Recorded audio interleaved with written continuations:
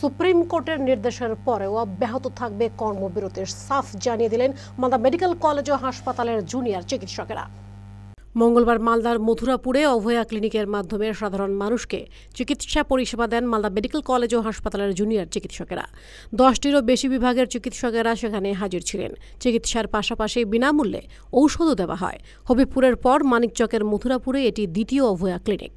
আর এই ক্লিনিকে চিকিৎসা করার সময় তারা জানিয়ে দেন, যতদিন না আরজি করের ঘটনায় দোষীরা শাস্তি পাচ্ছে ততদিন কর্মবিরতি অব্যাহত থাকবে। আমরা এখানে আজকে মথুরাপুর জুনিয়র গার্লস হাই স্কুলে আমাদের অভয়ার উদ্দেশ্যে আমার আরজি করে যে দিদির ওপর নৃশংস ধর্ষণ এবং খুন হয়েছিল ওনার উদ্দেশ্যে আমরা আজকে একটা ক্লিনিক স্বাস্থ্য ক্যাম্প করছি।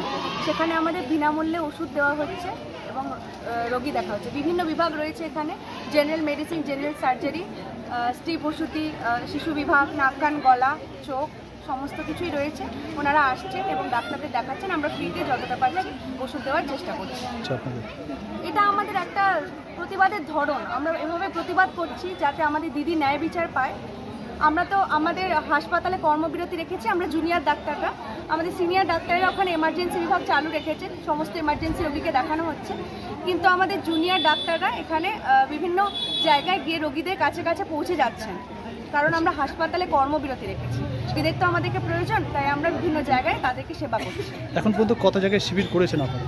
আমরা এর আগে করেছিলাম বুলবুল চণ্ডীতে এবং এখানে মথুরাপুর, ভবিষ্যতে আরও অভয় ক্লিনিক করতে চলেছি আমরা। উদ্দেশ্য হচ্ছে যে এখানে যে গরিব মানুষজন রয়েছে বা আরও যারা রয়েছে তাদেরকে হচ্ছে যে বিনামূল্যে যাতে চিকিৎসা দেওয়া হয়। এবং আমরা যে মালদা মেডিকেল কলেজে আমরা জুনিয়র ডক্টররা যারা কর্মবিরতিতে রয়েছি, তো সেটা ওখানে সিনিয়র ডক্টররা কাজ করে যাচ্ছেন, অসুবিধা নেই। কিন্তু সেটাও যাতে কর্মবিরতি না থাকে, আমরা যাতে সেই পরিষেবাও দিতে পারি, সেটার জন্য আমরা বিভিন্ন জায়গাতে অভয়া ক্লিনিক করছি, তো রোগীর পরিষেবা যাতে ব্যাহত না হয়।